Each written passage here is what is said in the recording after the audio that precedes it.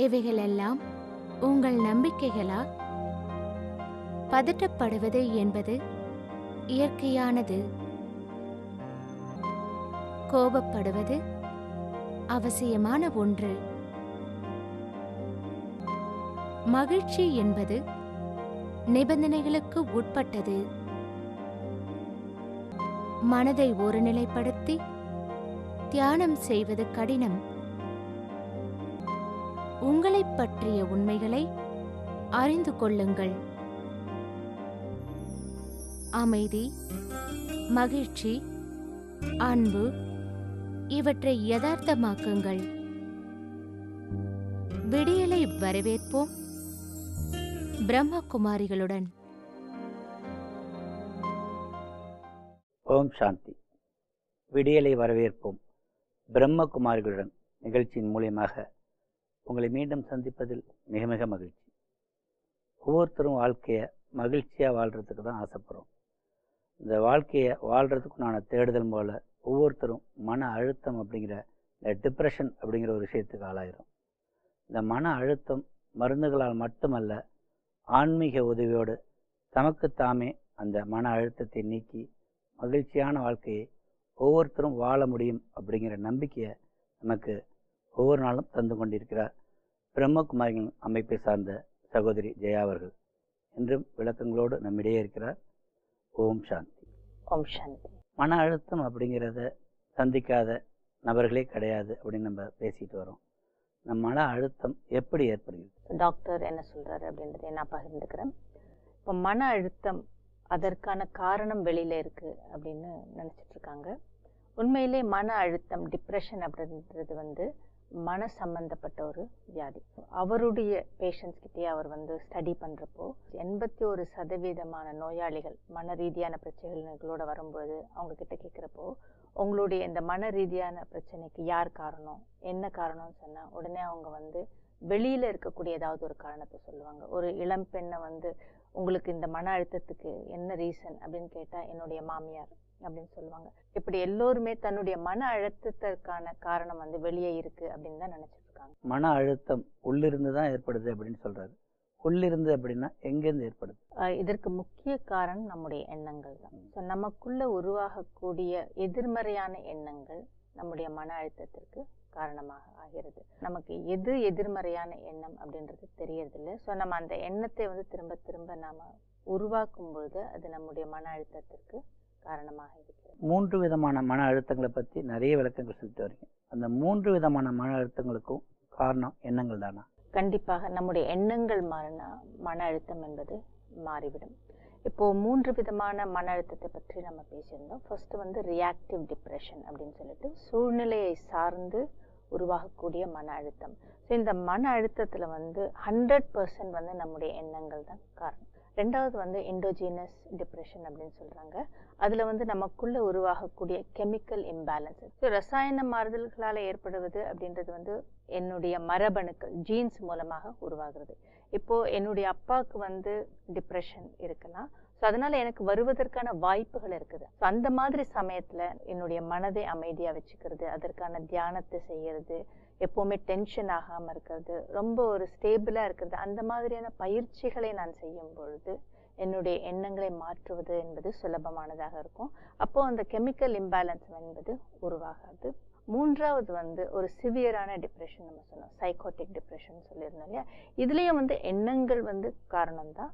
ஆனா அந்த எண்ணங்கள் எப்படிப்பட்டதா இருக்கும்னா ரொம்ப பெர்வர்டட் தாட்ஸ், வக்ரமான எண்ணங்களாக இருக்கும். ஸோ அந்த எண்ணங்களை நம்ம மாற்றணும். அப்போ ஆரம்ப காலகட்டத்துல முடியாவிட்டாலும் கொஞ்சம் மெடிகேஷன்ஸ் எல்லாம் எடுத்ததுக்கு அப்புறமா கொஞ்சம் எண்ணங்கள்ல கவனத்தை வைத்து அந்த எதிர்மறையான எண்ணங்கள் எழாமல் பார்த்து கொண்டால் இந்த டிப்ரெஷன்ல இருந்து நம்ம வெளியே வந்தோம். நம்ம விதியை நிர்ணயிக்கிறது எண்ணங்கள் தான் அப்படின்னு ஆன்மீக விளக்கங்கள் மூலமா நம்ம தெரிஞ்சுட்டு வரோம். டாக்டர் என்ன சொல்றாருன்னா, மன அழுத்தம் அப்படிங்கிற ஒரு காரணத்துக்கு பின்னணியில எண்ணங்கள் தான் இருக்கு அப்படின்னு சொல்றாரு. ஆனா ஒரு விஷயம் செய்யும் பொழுது எனக்கு முதல்ல தோன்றது எதிர்மறையான எண்ணங்கள் தான். ஆனா இப்ப என்ன தெரியுதுன்னா, இது எனக்கு ஏற்பட்டிருக்குது நெகட்டிவ் தாட் தான் அப்படிங்கிறது எனக்கு தெரியுது. அதுக்கு காரணம் ஒரு விழிப்புணர்வு தான், ஒரு அவேர்னஸ். இப்போ இது காலம் வரைக்கும் எது நெகட்டிவ் எது பாசிட்டிவ் அப்படின்றது நமக்கு தெரியாம இருந்தது. இப்போ ஒரு குழந்தைக்கு கூட நம்ம வந்து நிறங்கள் வந்து இது கருப்பு, இது வெள்ளை, இது வேற ஒரு கலர் அப்படின்னு நம்ம சொல்லி கொடுத்தா தான் தெரியும் இல்லையா? அதே மாதிரி தான் நமக்குள்ள உருவாகக்கூடிய எண்ணங்கள்ல வந்து இது வந்து எதிர்மறையான எண்ணம், இது நேர்மறையான எண்ணம் அப்படின்றத வந்து நம்ம புரிந்து கொள்ளும் பொழுது தான் அந்த மாதிரியான அவேர்னஸோட செயல்பட முடியும். எண்ணங்கள் அப்படின்னு எடுத்துக்கிட்டோம்னா பியூர் ஒயிட் பாசிட்டிவான எண்ணங்கள், பியூர் பிளாக் நெகட்டிவான எண்ணங்கள். இதை நம்ம புரிஞ்சு கொள்ள முடியுமா? அடிக்கடி பார்த்தீங்கன்னா இது ரெண்டும் கலந்து கலந்து வருது. ஸோ எண்ணங்களை நம்ம எடுத்துக்கும் பொழுது பர்ஃபெக்ட் 100% வந்து பாசிட்டிவ் அப்படின்னோ இல்லை 0% முழுமையாக நெகட்டிவ்னோ நம்ம பிரித்து பார்க்க முடியாது. இரண்டு எண்ணங்களுமே கலந்து வரும்போது அதில் எது சரி எது தவறுன்னு நான் எப்படி புரிஞ்சுக்கிறது? பல சமயங்களில் நம்முடைய எண்ணங்கள் வந்து எதிர்மறையாகத்தான் இருக்கிறது, நெகட்டிவாக தான் இருக்குது. ஆனால் நாம் அது வந்து சரி அப்படின்னு நம்ம நினச்சிட்ருக்கோம். அதன்படி நம்ம செயல்பட ஆரம்பிக்கிறோம். இப்போ நம்ம செய்வது தவறு தான் அப்படின்னு வந்து நாம் நினைக்கிறதில்ல. ஏன்னா என்னை பொறுத்த வரைக்கும் என்னுடைய எண்ணங்கள், என்னுடைய செயல்கள் எல்லாத்துக்குமே வந்து ஒரு ஜஸ்டிஃபிகேஷன் இருக்குது. இந்தந்த காரணத்தினால தான் நான் இந்த மாதிரி எண்ணத்தை உருவாக்குறேன். ஸோ இது சரி. ஸோ இந்த உலகமே தவறு, இது நெகட்டிவ் அப்படின்னு சொன்னால் கூட நான் அதை ஏற்றுக்கொள்வதற்கு தயாராக இல்லை. ஸோ நமக்கு நாமே வந்து ஒரு பெஸ்ட் லாயராக இருக்கும், மற்றவர்களுக்கு நாம் ஒரு ஜட்ஜாக தான் இருக்கும். ஸோ இந்த மாதிரி வந்து என்னுடைய எண்ணங்கள் நெகட்டிவாக தான் இருக்குது, எதிர்மறையாகத்தான் இருக்குது அப்படின்றத நான் புரிஞ்சுக்கணும் அப்படின்னா கொஞ்ச நேரம் நாம் ஒரு அமைதியில் இருந்து அந்த எண்ணத்தை வந்து இவால்யூவேட் பண்ணி பார்க்கணும். எண்ணத்தை வந்து எண்ணத்தினுடைய அளவிலேயே வந்து அது ஒரு நெகட்டிவ், அது ஒரு எதிர்மறையான எண்ணம் அப்படின்றத நான் புரிஞ்சுக்க முடியலன்னா ஒரு ஹோல் சைக்கிள், ஒரு ப்ராசஸை வந்து நம்ம பண்ணி பார்க்கலாம். ஸோ நம்முடைய எண்ணங்கள் தான் நம்முடைய உணர்வை நிர்ணயம் செய்கிறது. நான் எப்படி ஃபீல் பண்ணுறேன் அப்படின்றது என்னுடைய எண்ணத்தை பொறுத்து தான் இருக்குது. ஸோ என்னுடைய ஃபீலிங் தான் வந்து என்னுடைய ஆட்டிடியூடை வந்து முடிவு செய்கிறது, உள்ளுணர்வை முடிவு செய்கிறது. அதுக்கப்புறமா என்னுடைய கண்ணோட்டம் அதற்கேற்றாற் போல மாறுகிறது. அதுக்கப்புறமா எப்படி நான் வந்து செயல்களை செய்கிறேனோ அதற்கேற்றாற் போல என்னுடைய பர்சனாலிட்டி என்பது உருவாகிறது. ஸோ என்னுடைய பர்சனாலிட்டி தான் என்னுடைய விதியை நிர்ணயம் செய்கிறது. ஸோ இது ஒரு சைக்கிள். இப்போ உதாரணத்துக்கு வந்து நான் ஒரு தவறான எண்ணத்தை உருவாக்குகிறேன். நான் ஏன் அந்த தவறான எண்ணத்தை உருவாக்குனேன், எதிர்மறையான எண்ணத்தை உருவாக்குனேன் அப்படின்னா, நீங்கள் அப்படிப்பட்ட செயலை செஞ்சீங்க, அதனால் அப்படிப்பட்ட ஒரு எண்ணத்தை உருவாக்குவதற்கு எனக்கு உரிமை இருக்கிறது அப்படின்னு நான் சொல்லிக்கிட்டு அந்த எதிர்மறையான எண்ணத்தை உருவாக்குறேன். அதுக்கு ஜஸ்டிஃபிகேஷனையும் நான் கொடுத்துக்கிறேன்.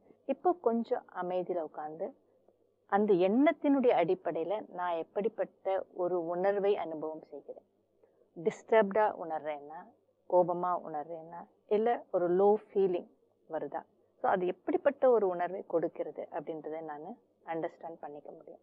சரி, அந்த லெவல்லையும் நம்மளால் புரிஞ்சு கொள்ள முடியலன்னா ஆட்டிடியூட் வரைக்கும் கொண்டு வாங்க. சரி, எப்படிப்பட்ட கண்ணோட்டத்தை எனக்கு உருவாக்குகிறது, அதற்கப்புறமா என்னுடைய ஆட்டிடியூட் எப்படி சேஞ்ச் ஆகுது, நான் உங்ககிட்ட செயல்படுகிற விதம், பழகுகிற விதம், உங்களை நான் நடத்துகிற விதம் எப்படிப்பட்டதாக மாறுகிறது, அதை நம்மளால் பார்க்க முடியும்.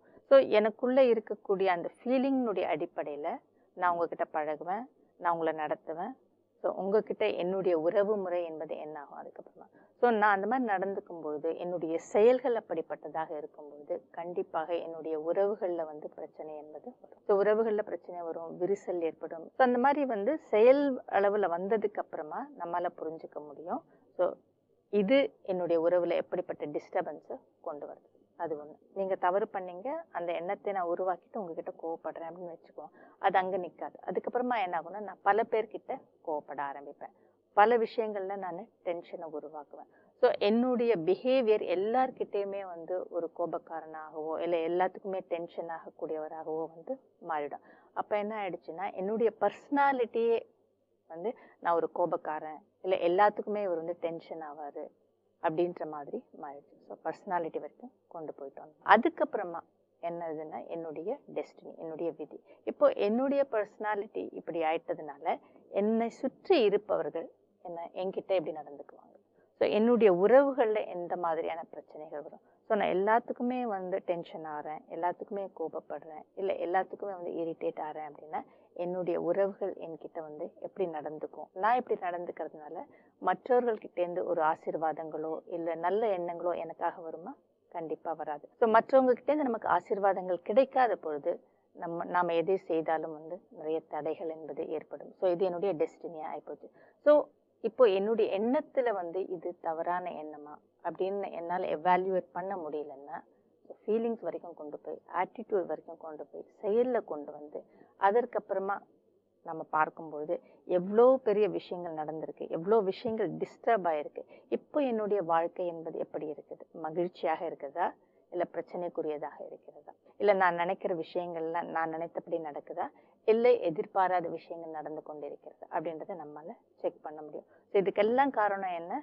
என்னுடைய எதிர்மறையான எண்ணம் தான். ஸோ நாம் மகிழ்ச்சியாக இருக்கணும்னு நினைக்கிறோம், ஆனால் மகிழ்ச்சியாக இருப்பதற்கு என்ன செய்யணுமோ அதை நாம் செய்யறதில்லை. ஸோ நாம் போடுற விதை ஒன்று, ஆனால் பழம் இனிமையாக இருக்கணும் அப்படின்னு நினைக்கிறோம். இப்போ எண்ணங்கள் நெகட்டிவாவோ பாசிட்டிவாவோ இல்லாமல் இரண்டும் கலந்து இருந்ததுன்னா அதனுடைய ரிசல்ட் நெகட்டிவாக தான் இருக்கும். ஆனால் அதை நான் பாசிட்டிவ்னு நினச்சிட்டு இருக்கேன்.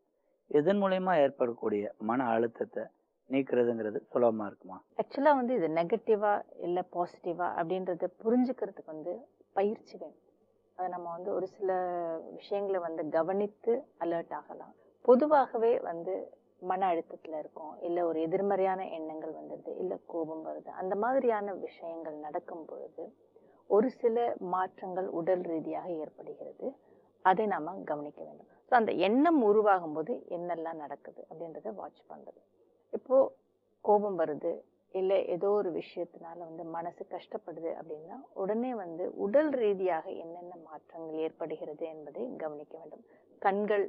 கண்கள்ல என்ன நடக்குது, அதுக்கப்புறமா வாயில என்ன நடக்குது. ஒரு சில சமயம் அந்த ஜாஸ் எல்லாம் அப்படியே டைட்டன் ஆயிடும், ரொம்ப இறுகி போயிடும்.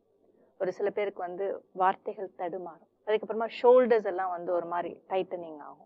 அதுக்கப்புறம் ஒரு சிலருக்கு வயிற்றுக்குள்ள பெரட்டுற மாதிரி இருக்கும், அந்த மாதிரியான தைஸ் கொஞ்சம் இறுக்கமாக ஆயிடும். ஸோ இந்த மாதிரி உடல் ரீதியாக பலவிதமான மாறுதல்கள் என்பது ஏற்படும். ஸோ இந்த மாதிரி எல்லாம் நடக்கும் பொழுது உடனே நம்ம அலர்ட் ஆயிடணும். ஓகே, நமக்கு வந்திருக்கிறது ஒரு நெகட்டிவான தாட், ஒரு மன அழுத்தம் தான். ஸோ இந்த அலர்ட்னஸ் வந்தது அப்படின்னாலே ஆரம்ப கட்டத்திலேயே உடனே அந்த எண்ணத்தை மாற்றுவதற்கான முயற்சிகளை நம்ம செய்யணும். இப்போ நம்ம மன அழுத்தத்தோடு இருக்கும்போது வெறுமையாகவும் தனிமையாகவும் உணர்றோம். ஒரு துக்கமான நிகழ்வுகள் நடக்கும்போது நம்ம ரொம்ப சோகமாயிரும். சோகமாக இருக்கிறவங்கள பார்த்து என்ன கேட்போம்னா, ஏன் நீங்கள் டிப்ரெஸ்டாக இருக்கிறீங்க அப்படின்னு கேட்குறோம். சோகமும் மன அழுத்தமும் ஒன்றா? ஆக்சுவலாக இதற்கு கூட நம்ம டாக்டருடைய ஒப்பீனியனை நம்ம எடுத்துக்குவோம். அவர் என்ன சொல்றாருன்னா, நிச்சயமா துக்கம் அப்படின்றதும் டிப்ரெஷன் மன அழுத்தம் அப்படின்றதுக்கும் வித்தியாசம் இருக்கு. இவை இரண்டுமே வேறு வேறு தான். இப்போ சோகமான நிகழ்வு ஏதாவது நடக்குது அப்படின்னா அதுல துக்கம் ஏற்படுகிறது. அது ஒரு ஒரு சின்ன காலகட்டத்துக்கு தான், ஒரு கால வரையறை அப்படின்னு இருக்கும். இவ்வளவு நாளைக்கு அவங்க துக்கமா இருப்பாங்க. ஸோ அதை நம்ம என்ன சொல்லலாம் அப்படின்னா, அந்த துக்கத்திலேருந்து வெளியில வந்துடலாம். இப்போ டிப்ரெஷன் மன அழுத்தம் என்பது நீண்ட காலத்திற்கு தொடரும். மன அழுத்தம் அப்படின்றது பாசிவ் ஸ்டேட், துக்கம் அப்படின்றது ஆக்டிவ் ஸ்டேட். அதாவது ஆக்டிவ் ஸ்டேட்ல இருக்கும் பொழுது அதுலேருந்து வெளிவருவது என்பது சுலபமானது. டிப்ரெஷன் மன அழுத்தத்திலேருந்து வெளிவருவது என்பதற்கு கொஞ்சம் காலம் என்பது ஏற்படும். அவங்களுக்கு மன அழுத்தத்துல இருக்கும் அப்படின்னு தெரியாம கூட இருக்கலாம். ஸோ இதுதான் வித்தியாசம். அது மட்டும் இல்லாம இப்ப துக்கத்துல இருக்கிறவங்க அந்த அந்த சம்பவம் நடந்துடுச்சே அப்படின்ற துக்கத்துல இருப்பாங்க. பட் அது தவிர மற்ற விஷயங்கள்ல இன்வால்வ் ஆவாங்க. சம்டைம்ஸ் ஜோக் ஏதாவது சொன்னா சிரிப்பாங்க. சென்ஸ் ஆஃப் ஹியூமர் கூட இருக்கும். அந்த துக்கத்துல இருக்கிறவங்க சென்ஸ் ஆஃப் ஹியூமர் இருக்கும். அது மட்டும் இல்லாம தேவைன்னா அவங்க அழக்கூட செஞ்சிருவாங்க. ஒரு சில சமயம் சொல்லுவோம் இல்லையா, அழாம அப்படியே இருந்துராத அப்படின்னு கூட சொல்லுவாங்க. ஸோ அழுது கொட்டிட்டாங்கன்னா கூட அந்த துக்கம் என்பது போய்விடும். இப்போ டிப்ரெஷன்ல இருக்கிறவங்க அழக்கூட மாட்டாங்க. ஸோ ஒரு மன இறுக்கம், ஸோ இறுகி போன நிலையில இருப்பாங்க. ஸோ இந்த மாதிரியான ஒரு சிம்டம்ஸ் அறிகுறிகளை வைத்து அது துக்கம் இல்லை, மன அழுத்தம் அப்படின்றத நம்ம. இப்போ சோகம் இயற்கையானதா? சோகம் வேற, மன அழுத்தம் வேற அப்படிங்கிறத விளக்கமா சொல்லிட்டீங்க. சோகம் அப்படிங்கிற ஒரு விஷயம் மன அழுத்தத்துக்கு வழிவகுக்குமா? ஆக்சுவலா நம்ம சரியா புரிஞ்சுக்கணும் அப்படின்னா, மகிழ்ச்சி என்பதுதான் இயற்கையானது. ஸோ மகிழ்ச்சி என்பதுதான் நம்முடைய மனதினுடைய நிலை. ஸோ சோகம் என்பது இயற்கையானது கிடையாது, நேச்சுரல் கிடையாது. எப்படி இப்போ நம்முடைய பாடி டெம்பரேச்சர் எடுத்துப்போம், நார்மலாக இருக்கிறதுக்கு பதிலாக கொஞ்சம் ஏறிடுச்சுன்னா நம்ம என்ன சொல்றோம்னா அது நேச்சுரலான நிலை கிடையாது. ஸோ மறுபடியும் அதை கீழே கொண்டு வர்றதுக்கான முயற்சிகள் செய்கிறோம் இல்லையா. ஸோ அதே மாதிரி நம்ம இயற்கையான நிலை என்பது மகிழ்ச்சி. ஸோ ஏதோ ஒரு விஷயத்தினால நம்ம அந்த இயற்கையான நிலையிலேருந்து வெளியில வரும்பொழுது அதுதான் நம்ம என்ன சொல்றோம்னா சோகம் இல்லை துக்கம்னு சொல்றோம். கொஞ்சம் மகிழ்ச்சியான நிலையிலேருந்து விலகி துக்கமான நிலைக்கு வந்திருக்கோம். மன அழுத்தம் என்பது அதையும் தாண்டி கடந்து போகக்கூடிய ஒரு நிலை. ஸோ அதற்கான ட்ரீட்மெண்ட் என்பது வேற. இந்த மாதிரி நிகழ்வுகளுக்கு கூட நான் வந்து சோகமா இருக்கக்கூடாதா அப்படின்னு சொல்லிட்டு நான் சோகத்தை அக்செப்ட் பண்ண ஆரம்பிக்கிறேன். ஸோ அது நாளடைவில் என்ன ஆகுதுன்னா அந்த பெர்சன்டேஜ் இன்க்ரீஸ் ஆகிட்டு இருக்கு. அப்பப்போ நம்ம அப்செட் ஆகிக்கலாம், அப்பப்போ கோபப்படலாம் அப்படின்னு சொல்லிட்டு நம்ம வந்து ஒரு மார்ஜினை வந்து ஃபிக்ஸ் பண்ணி வச்சுக்கிறோம். ஸோ அதை வந்து ஏற்றுக்கொள்கிறோம். ஸோ அதனால தவறு இல்லை அப்படின்ற ஒரு நம்பிக்கையை நம்ம வளர்த்துக்கிறோம். இப்போ உடல் ஆரோக்கியம்னு நம்ம எடுத்துக்குவோம். நம்முடைய உடல் ஆரோக்கியத்தை பற்றி நம்ம பேசும்போது என்ன சொல்லுவோம்னா 100% வந்து ஆரோக்கியமா இருக்கணும், உடல் நலம் என்பது முழுமையாக இருக்கணும் அப்படின்னு நம்ம சொல்லுவோம். அப்பப்போ நோய்வாய்ப்பட்டுக்கலாம் அப்படின்னு நம்ம சொல்லுவோமா? சொல்ல மாட்டோம் இல்லையா? ஸோ அதே மாதிரி தான் இதுவும். இப்போ வந்து இந்தந்த விஷயங்களுக்காக நான் கோவப்படலாம், எந்தெந்த விஷயங்களுக்காக நான் அப்செட் ஆகலாம் அப்படின்னு ஒரு மார்ஜினை நான் வச்சுக்கும் பொழுது என்ன ஆகுதுன்னா அப்பப்போ கோவப்படுறது வந்து அடிக்கடி கோபமாக மாறிவிடும், அப்பப்போ அப்செட் ஆகுது அடிக்கடி அப்செட் ஆகிற மாதிரியான விஷயமாயிடும். ஸோ நம்முடைய நோக்கம் லட்சியம் என்னவா இருக்கணும்னா எப்பவுமே கோபப்படக்கூடாது அப்படின்னு இருந்ததுன்னா எப்பயாவது ஒரு முறை கோபம் வரும். ஸோ எப்பயுமே நான் வந்து அப்செட் ஆகக்கூடாது அப்படின்னு வச்சோம்னா எப்பயாவது நாம அப்செட் ஆகும். நம்முடைய மார்ஜினை வந்து அந்த மாதிரி வச்சுக்கணும். நம்ம வந்து எப்பவுமே நான் வந்து சோகமாக இருக்க மாட்டேன், எதுவுமே என்னை அப்செட்டே பண்ண முடியாது, எதுவுமே என்னை கோபப்படுத்த முடியாது அப்படின்ற ஒரு லட்சியத்தை வைக்கணும். இன்ஃபேக்ட் தியானம் செய்வது அப்படின்றது கூட அதுக்காக தான். ஸோ எந்த காரணத்து கொண்டும் நான் அப்செட் ஆக மாட்டேன், எந்த காரணத்து கொண்டும் நான் கோபப்பட மாட்டேன். ஸோ அதற்காக தான் நம்ம தியானத்தையும் செய்யணும். கோபம் அப்படின்னு பார்த்தீங்கன்னா அதில் 2 வகைப்படுது. என்ன சொல்கிறாங்கன்னா கோபத்தை அடக்கி வைக்காதீங்க, அது உள்ளுக்குள்ளேருந்து அரித்து மன அழுத்தத்துக்கு காரணமாயிடும், வெளியாக்கிருங்க அப்படின்னு சொல்கிறாங்க. இன்னொன்று கோபமே படாதீங்க அப்படின்னு சொல்கிறாங்க. இப்போ பார்த்தோம்னா முதல் கருத்தான கோபத்தை வெளியாக்கணும் அப்படின்னு சொல்கிறோம்ல, அது எந்த அளவுக்கு முக்கியமான? இதற்கு வந்து நம்ம மருத்துவருடைய கருத்து கூட நம்ம எடுத்துக்கலாம். கோபத்தை உள்ளடக்க கூடாது அப்படின்றது தான் அவருடைய கருத்தும் கூட. கோபத்தை வந்து அதே சமயத்துல கோபத்தை வெளிக்காட்டவும் கூடாது, அதுக்கு ஒரு அவுட்லெட் வேணும். ஆனா அந்த அவுட்லெட்டை வந்து வேற மாதிரியாக வெளிக்கொண்டு வந்துடணும். இப்போ யாரோ ஏதோ செய்யறாங்க, அதனால எனக்கு கோபம் வருது, அதை வந்து நான் உள்ள அடக்கிக்கிறேன். ஸோ அந்த மாதிரி நேரத்துல வந்து அதை உள்ள அடக்காமல் நம்ம என்ன பண்ணலாம் அப்படின்னா ஒரு கண்டிப்புடன் அவங்களுக்கு சொல்லலாம். சொல்ல வேண்டியதையும் நான் சொல்லிட்டேன், அதே நேரத்துல நான் கோபமா சொல்லலை. ஸோ உள்ள அடக்கிறது அப்படின்னா அவங்க என்ன செய்யறாங்களோ அதுல கோபம் வருது, அது அவங்க கிட்ட நான் சொல்லவும் இல்லை, ஆனா அந்த கோபத்தை உள்ள நான் அடக்கி வச்சுட்டேன். ஸோ அது வந்து கண்டிப்பாக தீங்கானது அப்படின்னு ஒரு அவருடைய கருத்து சொல்லுது. அசர்ட்டிவ்னஸ், கண்டிப்புடன் சொல்றது என்ன, கோபத்துடன் சொல்றது என்ன அப்படின்ற ரெண்டுத்தையுமே நம்ம புரிஞ்சுக்கணும். இப்போ கோபம் வரும்பொழுது என்ன ஆகுதுன்னா நான் உள்ளுக்குள்ள டிஸ்டர்ப் ஆயிடுறேன். ஸோ டிஸ்டர்ப் ஆகி சத்தம் போடுறேன், கோபப்படுறேன், நம்முடைய வார்த்தைகள்ல வந்து ஒரு சாஃப்ட்னஸ் இருக்காது. ஆனா அசர்ட்டிவ்ல என்ன ஆகும், கண்டிப்புடன் சொல்லும் பொழுது என்னன்னா நான் என்ன சொல்லணும்னு நினைக்கிறேனோ அதை சொல்றேன், ஆனா அதுல வந்து நான் டிஸ்டர்ப் ஆகல. ஸோ என்னுடைய வார்த்தைகள் நிதானமாகவும் சரியானதாகவும் இருக்கும். ஸோ இதுதான் வந்து வித்தியாசம். ஸோ இதுல வந்து நம்ம கவனத்தை கொடுக்கணும். ஸோ இது பல சமயங்கள்ல வந்து கோபப்பட்டுட்டு இல்லை இது வந்து நான் கண்டிப்பாக தான் சொன்னேன் அப்படின்னு நம்ம சொல்லக்கூடாது, நாம டிஸ்டர்ப் ஆகக்கூடாது. இன்னொரு விஷயம் என்னன்னா சிக்மண்ட் ஃப்ராய்டு சைக்கலாஜிக்கலான விஷயங்களுக்கு வந்து அனாலிசிஸ் பற்றி மற்ற விஷயங்கள் பற்றி தீர்வுகளை வந்து சொல்லி இருக்காரு. அதுல அவர் என்ன சொல்றாருன்னா டிப்ரெஷன், மன அழுத்தம் அப்படின்றதுனுடைய விளக்கத்தை வந்து சொல்லியிருக்காரு. ஆங்கர் டர்ன்ட் இன்வர்ட்ஸ் அப்படின்னு சொல்றாரு. அதாவது மற்றவர்கள் மீது எனக்கு கோபம் வருகிறது, அதை நான் உள்ளடக்கிறேன், அதற்கப்புறமா அந்த கோபம் என் மீதே திரும்பி விடுகிறது, அதாவது என் மேல எனக்கு கோபம் வர ஆரம்பிச்சது. அதுதான் வந்து டிப்ரெஷன். இப்போ என் மீது கோபம் வருகிறது அப்படின்னா என்ன அர்த்தம்னா என்னையே எனக்கு பிடிக்கல, என்னுடைய செயல்கள் எனக்கு பிடிக்கல. ஸோ எனக்கே என்னை பிடிக்காத போதுதான் இந்த மாதிரி தற்கொலை சம்பந்தப்பட்ட விஷயங்கள் தான் நடக்குது. ஸோ கோபத்தை உள்ளடக்க அடக்க அந்த கோபம் வந்து வெளியாட்களுக்கு காமிக்காம என் மேலேயே வந்து கோபத்தை வந்து காமிக்க ஆரம்பிக்கிறேன். ஸோ இது டிப்ரெஷனுக்கு வழிவகுக்கிறது. அது மட்டும் இல்லாம இந்த கோபத்தை நான் வந்து உள்ள வச்சுக்கும் பொழுது ஒரு பழிவாங்கக்கூடிய உணர்வாகவோ டர்ன் ஆகலாம். அந்த கோபம் உள்ளேயே இருக்கும் பொழுது என்ன ஆகுதுன்னா இதனால ஒரு சில ஹார்மோன்ஸ் சுரக்க ஆரம்பிக்குது, அது வந்து கேன்சருக்கு கூட லீடு பண்ணுது அப்படின்னு சொல்லி ஆராய்ச்சிகள் வந்து சொல்லியிருக்கு. நிறைவேறாத ஆசைகள் மன அழுத்தத்துக்கு காரணமாயிடுது. எப்பவுமே எனக்கு இது வேணும் அது வேணும் அப்படின்னு சொல்லிட்டு ஏதாவது ஒண்ணு வேணும் அப்படின்னு நம்ம நினைக்கிறது கூட வந்து நமக்குள்ள டிப்ரெஷனுக்கு காரணமாக இருக்கலாம். ஏன் அப்படின்னா என்கிட்ட இப்ப அது இல்லை, எனக்கு இது வேணும் அப்படின்னு நினைக்கும் பொழுது அதே நேரத்துல வந்து ஒரு ஆப்போசிட்டான ஒரு எனர்ஜி வந்து உருவாகும். அது என்ன அப்படின்னா இப்ப என்கிட்ட இல்லையே அப்படின்ற ஒரு ஏக்கம் அதுவும் வந்து அதிகமாகும். அது கிடைக்காத பொழுது அதனுடைய அடிப்படையில வந்து துக்கம் வந்து உருவாகும். ஸோ எனக்கு இது வேணும்னு எவ்வளோக்கு எவ்வளோ நாம வந்து ரொம்ப ஃபோர்ஸ்ஃபுல்லாக நினைக்கிறோமோ அதே ஒரு மேக்னிடியூட்ல வந்து அது கிடைக்காத பொழுது எனக்கு ஏற்படக்கூடிய அந்த விபரீதங்கள் டிப்ரெஷன் இல்லை ஏமாற்றங்கள் எல்லாமே வந்து அதிகமாகவும் இருக்கும். அதனால தான் வந்து பொதுவாகவே வந்து இந்த ஆன்மீக பாதையில போகக்கூடியவங்களுக்கு வந்து டிப்ரெஷன் வர்றதில்ல. ஏன்னா அவங்க வந்து பல விஷயங்கள்ல வந்து பேராசை வைக்கிறது இல்லை. இது எனக்கு கிடைச்சே ஆகணும், இது வேண்டும் அப்படின்னு அவங்க நினைக்கிறது கிடையாது. இப்போ பேராசை அப்படிங்கிற ஒரு விஷயத்த யாரும் வெளிக்காமிச்சுக்கலன்னா கூட இது வேணும் அது வேணுங்கிற எண்ணங்கள் மனசுக்குள்ள இருந்துக்கிட்டு தான் இருக்கு. இதை அடுத்தவங்கள்ட்ட இருந்து பிடுங்கிக்கலன்னா கூட ஆனால் இது வேணும் வேணும்னு நினைக்கவே அவங்க மனசுக்குள்ளேயே ஒரு ஆப்போசிட் எனர்ஜி ஏற்பட்டு அது எனக்கு கிடைக்காம போறதுக்கும் வாய்ப்பு இருக்கு. இதை நான் எப்படி புரிஞ்சுக்கிறது? இது வேணும் அப்படின்னு நினைச்சாலே அது பேராசை தான். ஸோ நம்ம வாழ்க்கை முழுவதுமே வந்து ஏதாவது ஒன்றை வேண்டும் வேண்டும் அப்படின்னு நம்ம கேட்டுட்டே இருக்கோம். இது வந்து ஸ்தூலமான பொருட்கள் அப்படின்னு நம்ம எடுத்துக்காம இருந்தால் கூட பல சமயங்கள்ல வந்து நமக்கு வந்து இது வேண்டும் சொல்ற விஷயங்கள் எதுவாக இருக்கிறது அப்படின்னா உங்களுடைய கவனம் வேண்டும், அன்பு வேண்டும், அமைதி வேணும், சந்தோஷம் வேணும், மரியாதை வேணும். இந்த மாதிரி வந்து பல விஷயங்களை வந்து வேணும் வேணும் அப்படின்னு நம்ம சொல்லிக்கிட்டே இருக்கோம். இவை அனைத்தையும் நம்ம வந்து மற்றவர்கள்கிட்ட இருந்து நம்ம எதிர்பார்த்து கொண்டே இருக்கிறோம். என்கிட்ட அது இல்லை, அதனால உங்ககிட்ட இருந்து எனக்கு அது தேவைப்படுகிறது, எனக்கு வேணும் அப்படின்னு நான் நினைக்கிறேன். இப்போ அது கிடைக்கல அப்படின்னா நான் வந்து எனக்குள்ள ஒரு வெறுமையை உணர ஆரம்பிப்பேன். ஏன்னா ஒரு மனிதனுடைய ஒரு குவாலிட்டி என்னன்னா நான் வந்து முழுமையாக இருக்கணும், நான் நிரம்பி இருக்கணும். அப்பதான் வந்து எனக்கு ஒரு திருப்தி என்பது ஏற்படும். நம்ம சொல்றோம் இல்லையா, வாழ்க்கையில திருப்தியே இல்லை அப்படின்னு நம்ம சொல்றோம். எனக்கு ஏன் திருப்தி இல்லைன்னா நான் வேணும் என்று நினைப்பது எனக்கு கிடைப்பதில்லை. ஸோ நான் மரியாதை வேணும் அப்படின்னு நான் நினைக்கிறேன். அவங்க மரியாதை கொடுக்கல அப்படின்னா அவங்க வந்து என்னை ரிஜெக்ட் பண்ணிட்டாங்க, எனக்கு மரியாதை கொடுக்காம என்னை நெக்லெக்ட் பண்ணிட்டாங்க அப்படின்ற மாதிரியான ஃபீலிங் வந்து எனக்குள்ள உருவாகுது.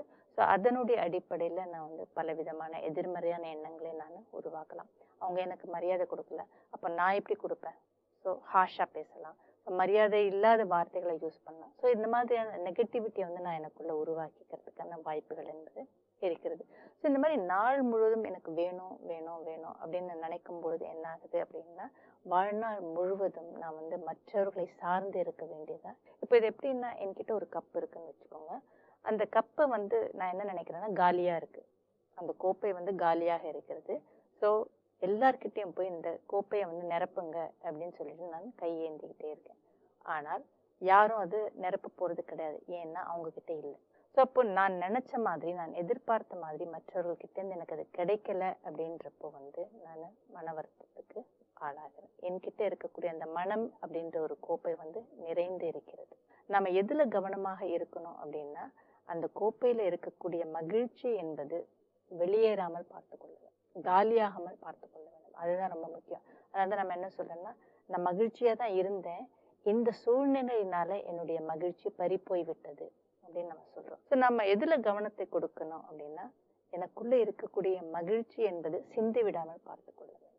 ராஜயோக தியானம் எனக்கு இதை தான் வந்து உணர்த்துகிறது. நான் நிரம்பியவன், அனைத்திலும் நிறைந்தவனாக இருக்கிறேன். ஸோ நாள் முழுவதும் ஏதாவது ஒரு சூழ்நிலை வருது, யாரோ ஏதோ சொல்லிட்டாங்க, ஏதோ எப்படியோ என்னை நடத்திட்டாங்க, அந்த மாதிரி சமயங்கள்ல வீணான எண்ணங்களை உருவாக்கி நாமே நம்முடைய மகிழ்ச்சி போகிறபடி வந்து நம்முடைய சக்தியை வீணாக்கிக்க கூடாது. நம்முடைய கவனம் முழுவதும் நான் நிறைந்தவனாக இருக்கிறேன், அந்த நிறைந்த மகிழ்ச்சி பறி போய்விடக்கூடாது, அதற்கான கவனத்தை நாம கொடுக்கணும். நான் வந்து இப்போ நிரம்பியவன் அப்படிங்கிற ஒரு எண்ணம் வரும்பொழுது தானே அடுத்தவங்களுக்கு கொடுக்கணுங்கிற எண்ணம் வரும். நம்ம நிறைந்தவர்களாக இருந்தோம் அப்படின்னா கொடுக்கணுன்ற அவசியம் கூட இருக்காது, தானாகவே நம்மிடமிருந்து ஓவர்ஃப்ளோ ஆகும், மற்றவர்களுக்கு கண்டிப்பாக அதனுடைய பலனை கொடுத்து கொண்டே இருப்போம். இப்போ டிப்ரெஷன் பத்தி நம்ம வந்து என்ன ஒரு விளக்கத்தை பார்த்தோம் அப்படின்னா ஆங்கர் டர்ன்ட் இன்வர்ட்ஸ், அதாவது மற்றவர்களிடம் கோபத்தை காட்ட முடியாமல் அதை உள்ளடக்கியதால் நம்மீதே கோபம் என்பது ஏற்பட்டு விடுகிறது, நம்மீதே வெறுப்பு என்பது ஏற்பட்டு விடுகிறது. அதுதான் டிப்ரெஷன் அப்படின்ற விளக்கத்தை பார்த்தோம். இப்போ மற்றவர்கள் தப்பு செய்யறாங்க அதனால நான் கோவப்பட்டேன் அப்படின்னு சொல்லிட்டு நாம நியாயப்படுத்திக்கலாம். ஸோ இதை நம்ம எவ்வளவு நியாயப்படுத்தினாலும் நாம என்ன புரிஞ்சுக்கணும் அப்படின்னா நாம ஒருத்தர் மேல கோபப்படுறோம் வச்சுக்கோங்க, அவர்களுக்கு எப்படிப்பட்ட பாதிப்புகள் ஏற்படுது. அவங்க மனசு கஷ்டப்படுறாங்க, இல்ல உடல் ரீதியான பாதிப்புகள் ஏற்படுது. இப்ப இதெல்லாம் நான் கோவப்பட்டதுனால அவங்களுக்கு ஏற்பட்ட பாதிப்பு. ஆனா அந்த கோபத்தை நான் உருவாக்குகிறேன், எனக்குள்ள நான் உருவாக்குகிறேன். அப்போ அதனுடைய பாதிப்பை வந்து முதல்ல அனுபவம் செய்ய போறது நான் தான். உடல் ரீதியான பாதிப்பு, மன ரீதியான பாதிப்பு, அவங்களுக்கு என்னெல்லாம் நடந்ததோ அதை விட பல மடங்கான பாதிப்பை நான் உள்ள அனுபவம் செய்கிறேன். அதுக்கப்புறம் தான் நான் அந்த கோபத்தை கொடுக்க முடியும். இதை நான் செய்யறதுனால எனக்குள்ள என்ன விபரீதம் ஏற்படுகிறது, எந்த மாதிரியான டேமேஜ் சேதம் என்பது ஏற்படுகிறது அதை நாம புரிஞ்சுக்கணும். ஸோ மற்றவர்களுக்காக நான் வந்து செய்கிறேன், மற்றவங்களை சரி பண்ணுறதுக்காக நான் செய்கிறேன் அப்படின்னு எல்லாம் சொல்லி நியாயப்படுத்திக்கும் பொழுது நமக்கு நாமே பல பிரச்சனைகளை வந்து கொடுத்து கொள்கிறோம். ஒரு குழந்தை பிறக்கும்போது தூய்மையான ஆத்மாவை தான் இருக்குது, சென்சிட்டிவிட்டி இல்லை. ஆனால் வளர வளர இவங்க இதை எனக்கு பண்ணிட்டாங்க, இந்த விஷயம் எனக்கு கிடைக்கல அப்படின்னு சொல்ல ஆரம்பிச்சிருது. இந்த ஒரு விஷயத்த சமுதாயமும் சூழ்நிலையும் தானே அவங்களுக்கு தருது. ஆக்சுவலாக இதுக்கும் கூட நம்ம டாக்டருடைய கருத்தை வந்து எடுத்துக்க வேண்டியது அவசியம். ஒரு குழந்தைய வந்து டாக்டர் பார்க்கும்பொழுது என்ன சொல்லுவாங்கன்னா, அந்த குழந்தை எவ்வளோ க்யூட்டாக இருக்குது, எவ்வளோ அழகாக இருக்குது அப்படின்னு தான் சொல்லுவாங்க. அது டிப்ரெஸ்டாக இருக்குது அப்படின்னு சொல்கிறதில்ல. ஸோ குழந்தை பருவத்தில் டிப்ரெஷனோ இல்லை வேறு எந்த விஷயமோ அவர்களை வந்து தாக்கத்துக்கு உள்ளாக்குறது கிடையாது. ஸோ அவங்க வளர வளர என்ன நடக்குது அப்படின்றது தான் பார்க்கணும். ஸோ முதல் தாக்கம் என்பது பெற்றோர்களிடமிருந்து தான் அந்த குழந்தைக்கு போகுது.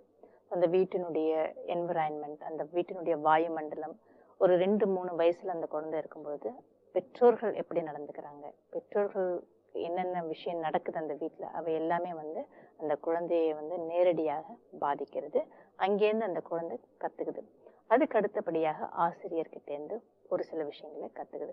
ஸோ வளர வளர தான் கொஞ்சம் கொஞ்சமாக அந்த குழந்தைக்கு வந்து ஆட்டிடியூட் என்பது டெவலப் ஆகுது, அதனுடைய கண்ணோட்டம் என்பது மாறுகிறது. அதற்கு அப்புறமாக தான் வந்து அதனுடைய பழக்க வழக்கங்கள் எல்லாமே வந்து ஃபிக்ஸ் ஆகுது. இன்னும் கூட ஒரு சைக்கலாஜிக்கலான ஒரு விஷயங்களை வந்து பலரால் புரிந்து கொள்ளவே முடியல அப்படின்னு சொல்ல போனால் அது என்ன அப்படின்னா, ஒரு சில பழக்க வழக்கங்கள் அவங்களுக்கு வந்து எங்கேருந்து வந்ததுன்னே தெரியாது, அப்பா அம்மா கிட்டேயும் இருக்காது, அதே நேரத்தில் இப்போ இருக்கக்கூடிய நண்பர்கள்கிட்டேருந்தோ இப்போ அவங்க இருக்கக்கூடிய சூழ்நிலையிலேருந்து கூட வந்திருக்காது. அவர் வந்து அவருடைய ஃப்ரெண்டினுடைய ஒரு அனுபவத்தை வந்து பகிர்ந்துக்கும் போது சொன்னார், அவருக்கு வந்து 2 குழந்தைங்க. அந்த 2 குழந்தைங்கள்ல வந்து ஒருத்தன் வந்து ரொம்ப கஞ்சம், யாருக்குமே வந்து எந்த உதவியுமே பண்ண மாட்டாங்க, அந்த மாதிரியான ஒரு கேரக்டர். இன்னொரு குழந்தை வந்து ரொம்ப ஜெனரஸ், எல்லாருக்குமே எல்லா உதவி செய்யறது அந்த மாதிரி. ஸோ 2 பேருமே பார்த்தீங்கன்னா ஒரே குடும்பத்தை சார்ந்தவங்க, ஆனால் எக்ஸாக்ட்லி ஆப்போசிட்டான பழக்க வழக்கங்கள் இருக்கு. ஸோ இது எங்கேருந்து வந்தது அப்படின்றத வந்து நம்ம பார்க்கும்போது ஆன்மீக ரீதியாக நம்ம என்ன புரிஞ்சுக்கலாம் அப்படின்னா, 2மே வந்து ஆத்மாக்கள். ஸோ ஆத்மா முற்பிறவியில வந்து அதற்கு ஒரு சில பழக்க வழக்கங்கள் இருந்திருக்கலாம், அந்த பழக்க வழக்கத்தை அதை கேரி ஃபார்வர்ட் பண்ணி இப்போ வந்து இந்த பிறவில வந்திருக்குது. ஸோ 2 ஆத்மாவுமே 2 விதமான வாயுமண்டலத்துல வந்து வாழ்ந்திருக்கலாம், அங்கேருந்து ஒரு சில பழக்க வழக்கங்களை எடுத்துக்கொண்டு ஒரே வீட்டில் பிறந்திருக்கலாம். ஸோ இந்த மாதிரி விஷயங்களுக்கு வந்து விளக்கங்களை வந்து விஞ்ஞான ரீதியாகவும் இல்லை மருத்துவ ரீதியாகவுமே கூட நம்மளால வந்து பார்க்க முடியாது, பட் ஆன்மீக ரீதியாக நம்மளால புரிந்து கொள்ள முடியும். பழக்க வழக்கங்கள் சரியில்லைன்னா கூட பாசிட்டிவ் தாட்ஸ் மூலிமா அதையும் சரி பண்ணிக்க முடியும்னு நம்ம தெரிஞ்சுக்கிட்டோம். நல்ல விளக்கங்கள் சொன்னீங்க, நன்றி. ஓம் சாந்தி. ஓம் சாந்தி. இந்த நிகழ்ச்சியை பார்த்தவங்களுக்கு சந்தேகங்கள் இருந்ததுன்னா அருகில் இருக்கக்கூடிய பிரம்மகுமாரிகள் தியான மையத்துக்கு சென்று உங்களுடைய விளக்கங்களை தெரிஞ்சுக்கலாம். மேலும் எங்களோட தொலைபேசி மூலியமாகவோ இமெயில் மூலியமாகவோ உங்களுடைய சந்தேகங்களை தெரிவித்து விளக்கங்களை பெற்றுக்கொள்ளலாம். அடுத்த நிகழ்ச்சியில் சந்திப்போம். ஓம் சாந்தி. ஓம் சாந்தி. I'm a peaceful soul. Om Shanti Om. I'm a peaceful soul. ये ध्वनि मंगल ध्वनि है. Om Shanti Om.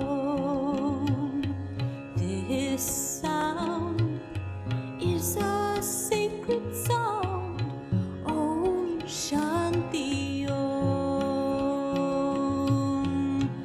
Om Shanti Om.